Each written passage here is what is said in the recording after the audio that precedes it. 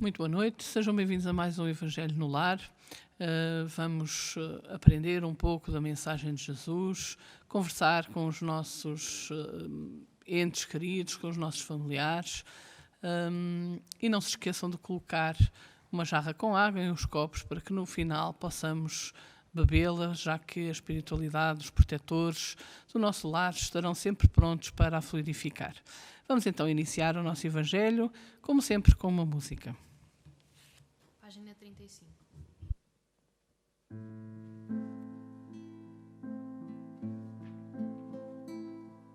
No meio da tormenta e da dor, só a fé consolará.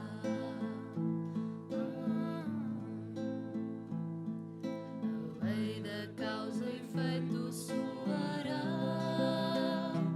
e a luz triunfará. O homem que teima em prosseguir, a errar sem parar, gritamos que resolve evoluir quando não vai sofrer até mudar.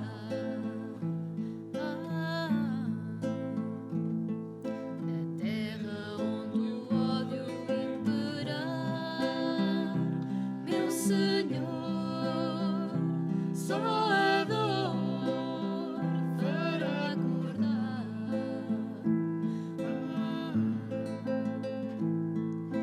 Aqueles que trabalham na maldade chorarão, sofrerão a iniquidade. Na terra os homens vêm colher, escutai e aprendei os frutos da forma de viver. Bons os bons, maus os maus, tal é a lei.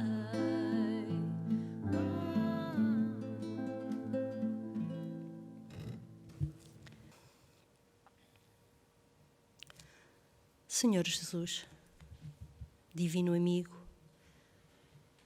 permite que hoje possam estar aqui conosco os nossos guias, os nossos protetores, todos aqueles que busquem auxílio, que possam encontrá-lo. Abençoa, Senhor, o Evangelho desta noite. Que assim seja.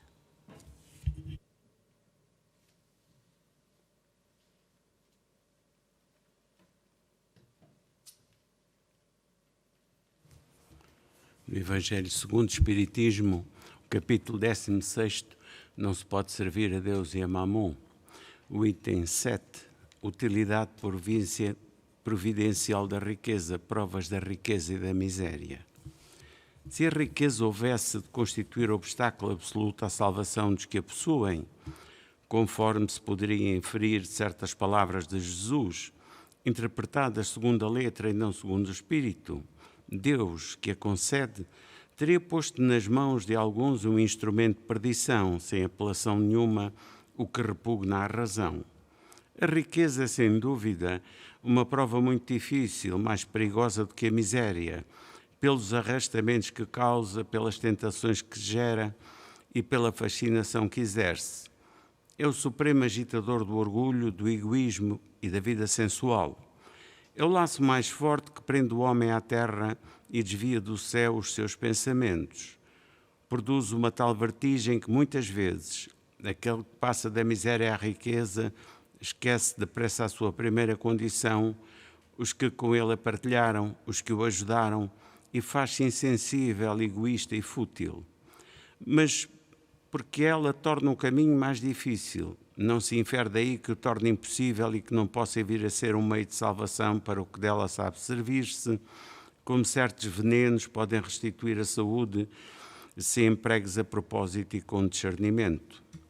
Quando Jesus disse ao jovem que o inquiria sobre os meios de ganhar a vida eterna, deixai todos os vossos bens e segui-me, não pretendeu de certo estabelecer como princípio absoluto que cada um deva despojar-se do que possui e que a salvação só a esse preço se obtém, mas mostrar que o apego aos bens terrenos é um obstáculo à salvação.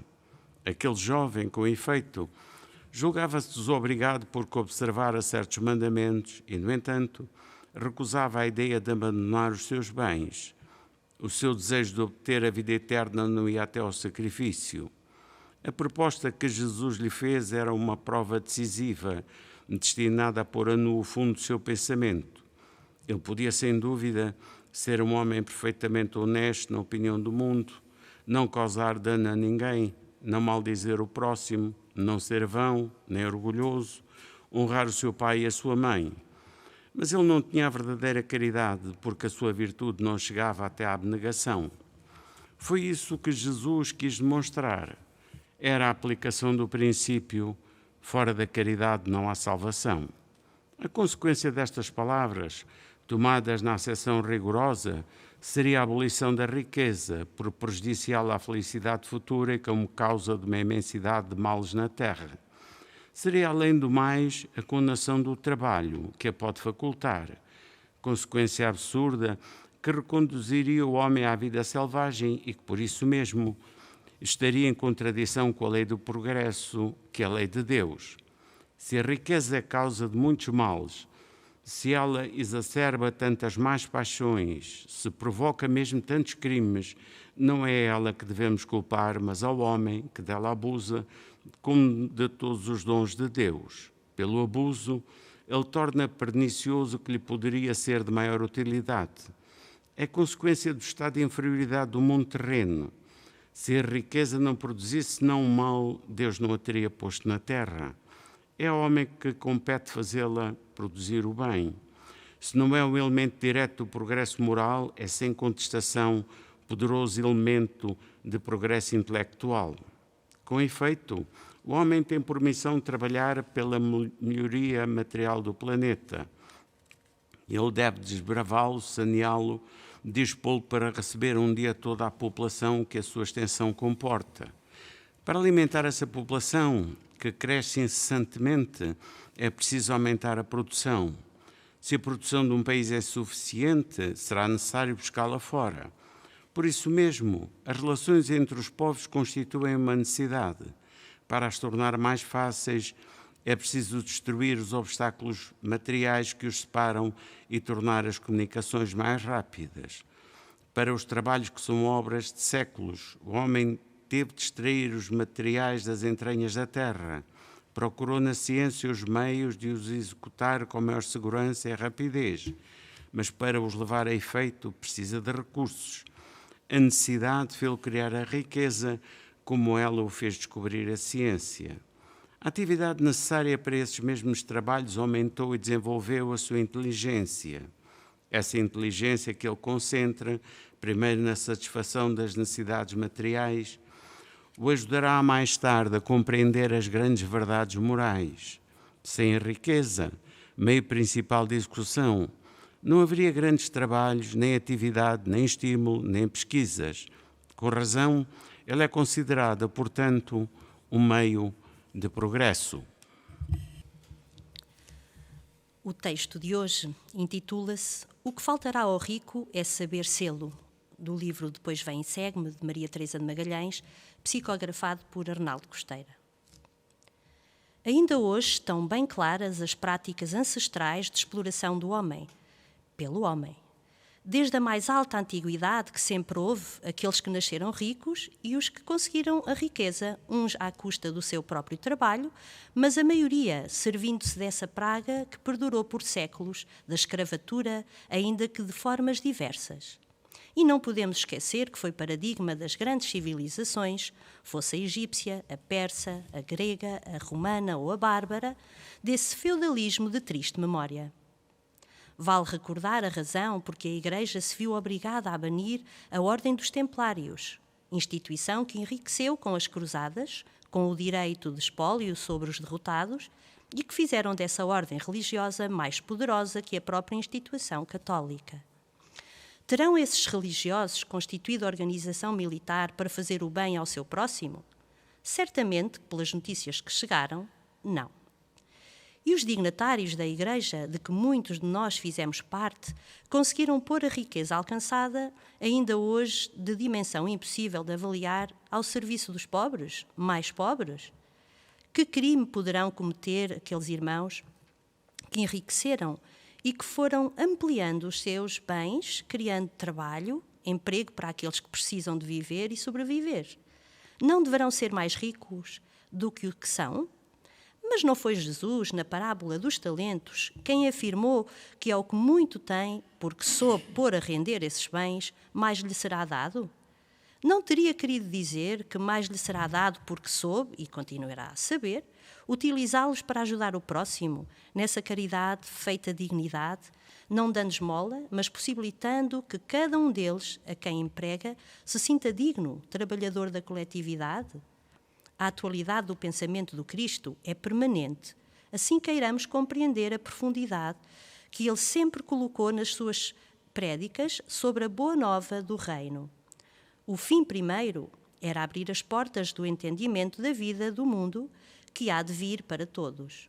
E se queremos bem entender, essas palavras eram também para nós, que na altura talvez não tivéssemos a oportunidade de a entender, ou não quiséssemos, mas que hoje se nos impõe que não percamos mais tempo, pois que o noivo pode visitar-nos quando menos o esperarmos e ficaremos mais sós, sem nos podermos queixar da nossa imprevidência.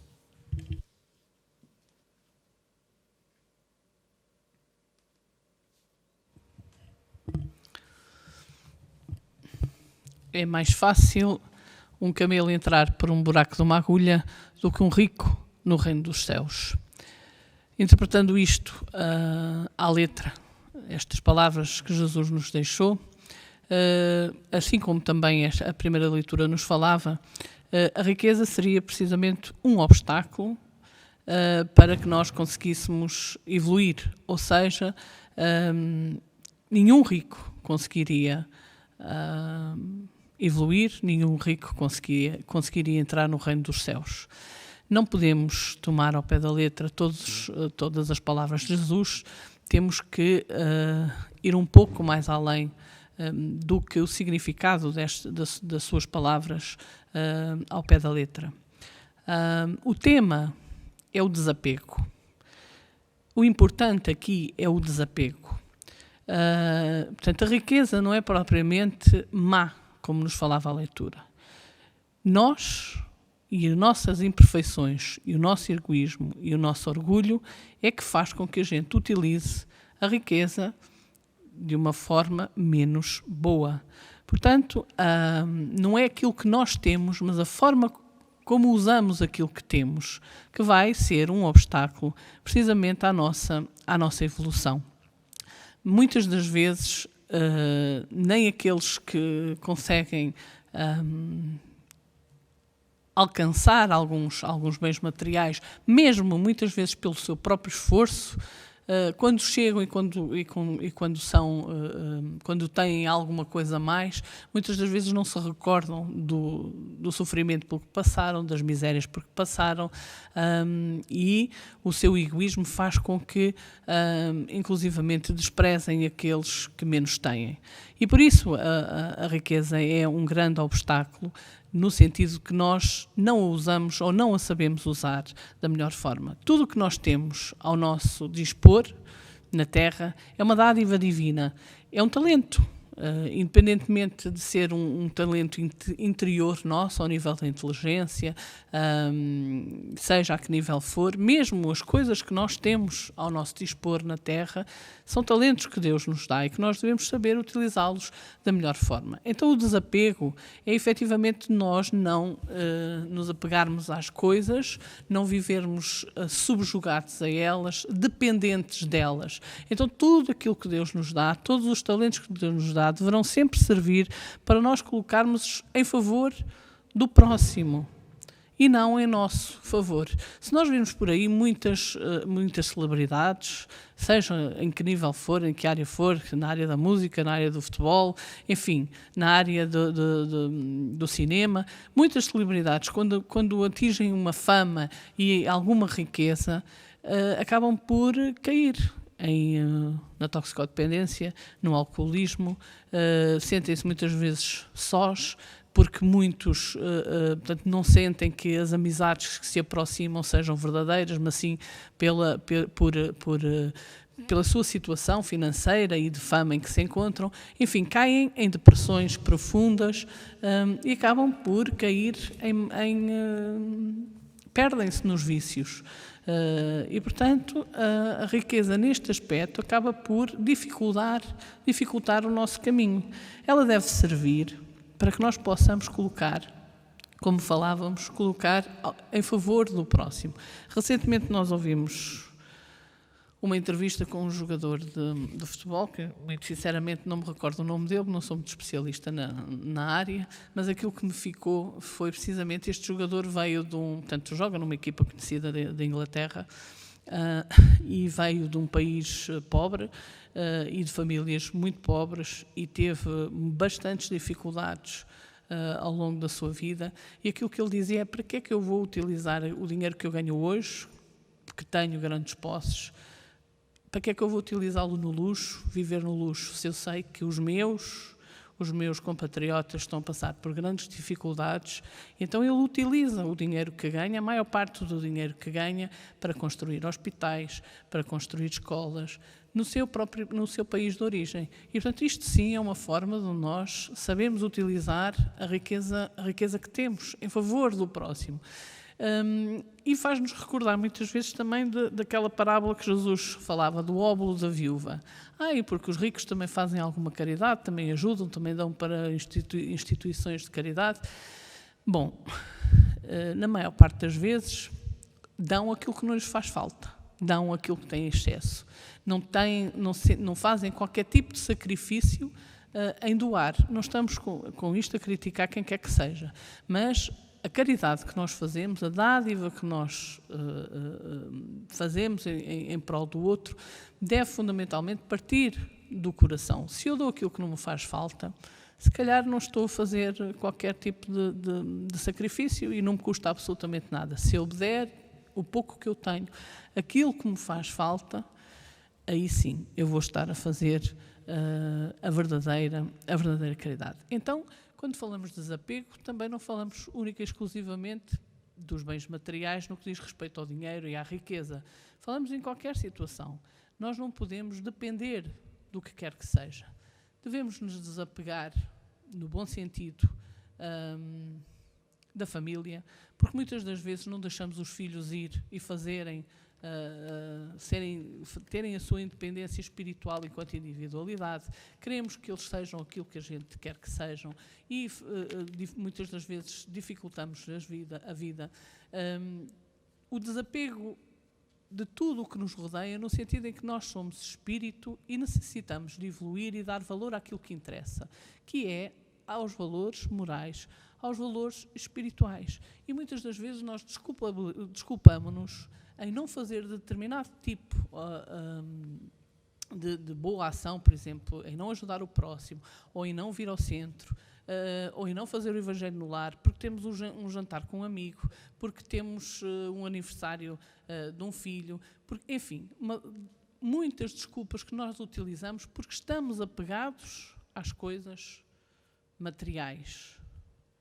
Então, o desapego, não vivermos dependentes de tudo aquilo que nos rodeia e darmos o verdadeiro valor, com certeza que sim, os laços familiares são para ser estabelecidos, devemos fazer caridade no nosso próprio lar, devemos viver a família da melhor forma possível, mas sem nunca descurar o trabalho com Jesus.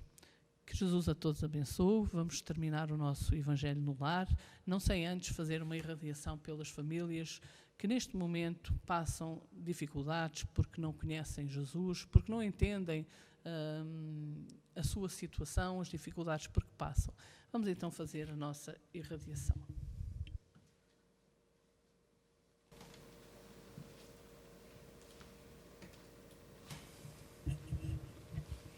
Na noite de hoje, Senhor, Divino Amigo, nós te pedimos a tua bênção para todos aqueles que estão em sofrimento. Te rogamos, Mestre, para aqueles que estão em solidão, para aqueles que não têm um carinho, uma prece, um momento de alegria, absolutamente esquecidos. Que a tua paz os possa envolver. Na noite de hoje, Divino Amigo, recordamos também os lares onde já não há pão, onde não há emprego, os lares onde não há paz, onde não há compreensão, onde não há amor.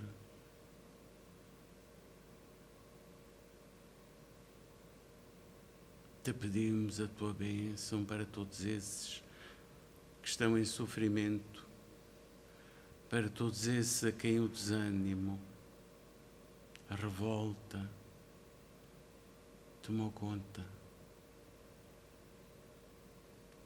Que teu imenso amor, a tua bondade, a todos possa envolver nesta noite. Fica com todos eles, Senhor, assim seja.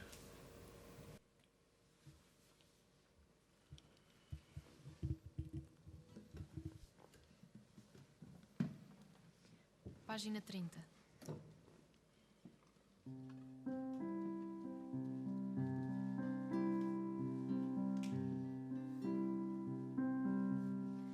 É Jesus quem nos dá a luz, a verdade e a vida.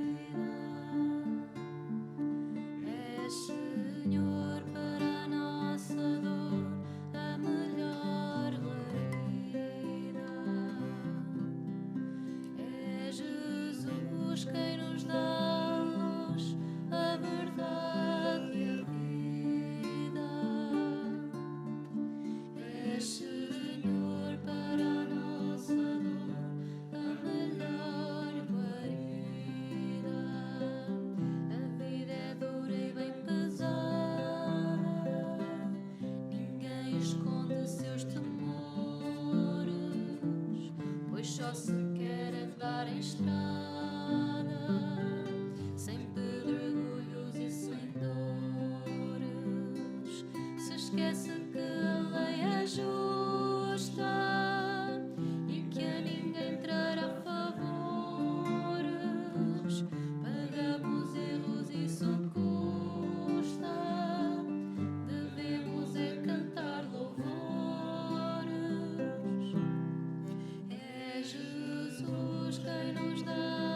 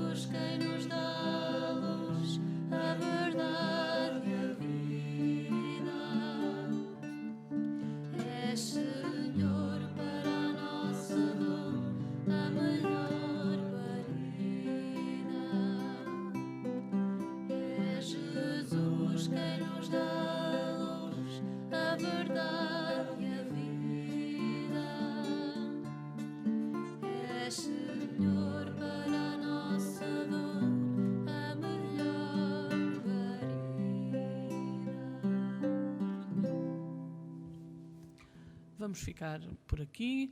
Podem, se quiserem, continuar a conversar acerca desta ou de outras temáticas. Vamos beber a nossa água e despedir-nos até ao próximo Evangelho, se Deus quiser.